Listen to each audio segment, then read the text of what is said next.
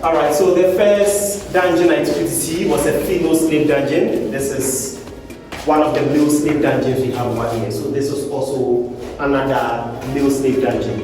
60 male slaves were kept here. 60 of them were kept in there. So 120 slaves would occupy the two dungeons all the time. This was their source of air. And just by looking at the window, you can see how thick the walls are. Almost 2 meters. That's just the thickness of the walls. Built using stones and lime as binding agents. When you look up here, you can see that there is an opening over there. That's what provided the slaves with sunlight. Their only source of light at the time. This time around, we have covered it so that whenever it rains, rain doesn't enter the dungeon. That's why it is covered. But for the female slave dungeons, it was covered because the church was built on top as well. Then the channel at the side over there is what served as their latrine. Whenever they had to defecate, urinate, to vomit, to spit, they had to do it in the channel by the side. Then they would sleep next to it. Now, because of how close they went to their toilet, diseases were very common amongst them, and quite a number of them died as a result. Whenever any of the slaves died in any of the dungeons, they were not even buried. What the Danes would do is that they would tie a cannonball to your leg, put you on a boat, sail a few meters away from shore, then they dump the bodies into the sea. Once slaves are brought here, the slaves will be here for 3 to 6 months. Usually it will take the ship about 3 months to sail from the shore to the islands, then another 3 months to come back to come and pick the next batch of slaves. So within the 3 to 6 months that the slaves are going to be here, they are fed just once a day. Now, even when they wanted to feed the slaves, they would never open the door to give them the food. The food is dropped through the opening over here into the dungeons. The slaves who couldn't even speak a common language because they were brought from different parts of West Africa usually had to fight among themselves to be able to get something small to eat. And because they were feeding them once a day, it became survival of the fittest. Only the strong could survive in here. Once the food is dropped, you'd have to fight very hard to get something small to eat. If not, then you'd have to wait the next day to try again. This sadly meant that the sick and then the weak ones almost always ended up dying in the dungeons. I mentioned our president using the same castle as a seat of government.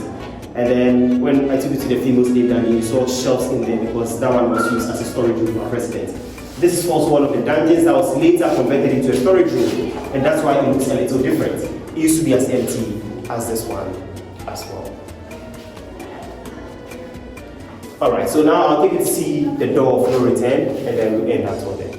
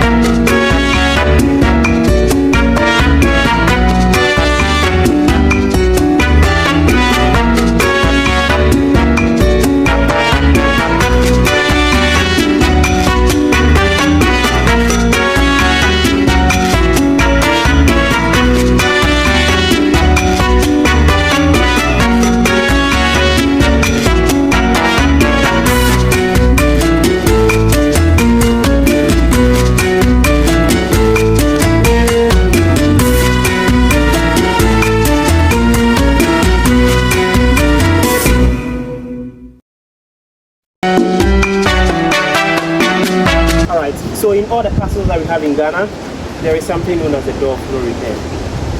Now, the door of no return is usually the exit point for the slaves. So you go to the Elmina Castle, it is there, the same thing at the Gateways Castle. This is known as the door of no return. because once you are a slave and you are brought out, you cannot go back. Now once the ship arrives, the ship will be about 300 meters away from shore. What happens is that they match slaves from the dungeons. The slaves are counted when they get to the spiral stairs. Now you saw the stairs designed quite narrow. It's been done that way on purpose so that just one slave could move at a time to make the counting easy. And as they move them through the door of no return to the shore, boats will be made ready at the shore to convey the slaves to the ship. Then the ship will take the slaves away to the Virgin Islands. So like I mentioned, over 126,000 slaves were taken to the island. Every single one of those slaves moved through this door and went straight to those islands. St. Thomas, St. John's, and St. Croix were the islands. Now, even though this has always been known as the door of no return, it is now also known as the door of return. In 1998, under the late Flight Lieutenant Jerry John Rawlings, Ghana joined the Emancipation Day celebration. The symbolic thing is that the mortal remains of two African Americans, Samuel Carson from New York and Lady Crystal from Jamaica, had their mortal remains brought back to the Kotika International Airport. They went by road to Fort Amsterdam. They put the mortal remains on a boat and sailed all the way to the Osu Castle. The mortal remains were moved through the door of no return at the Osu Castle to break the chains of slavery, thereby making it the door of return, signaling the return of the slaves that were taken away a few years earlier. So as I mentioned earlier, 1803, Denmark officially became the first European country to abolish the trade. What was abolished was the transportation of slaves and not the use of slaves. If you had slaves, you could actually use them here, you just couldn't transport them. So the Danes used the slaves that they had in the country. They used them for plantation, and that plantation started from the Castle Garden through Osu Salem, University of Ghana campus, all the way to Aboku Biseseme. And that's where they had their biggest plantation site, known as the Fredericksburg Plantation as well. So it continued all the way to 1848.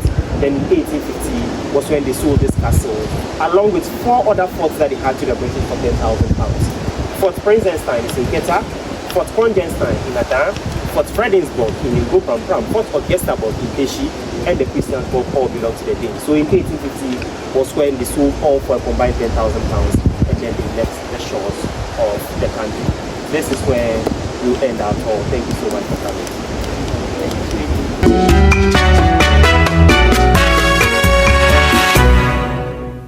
Yo, it's very sad and very heartbroken because from the beginning of the tour, how our forefathers were brought in, what they will go through, how they struggle before getting food, and how they will keep them.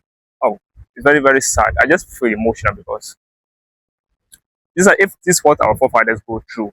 Just imagine if you alone, you're not going through all those stress.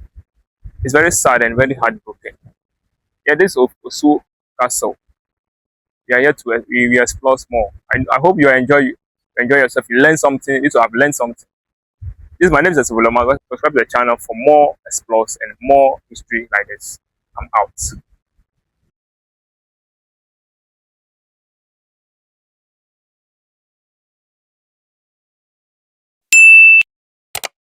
Explore the mask, mad empire.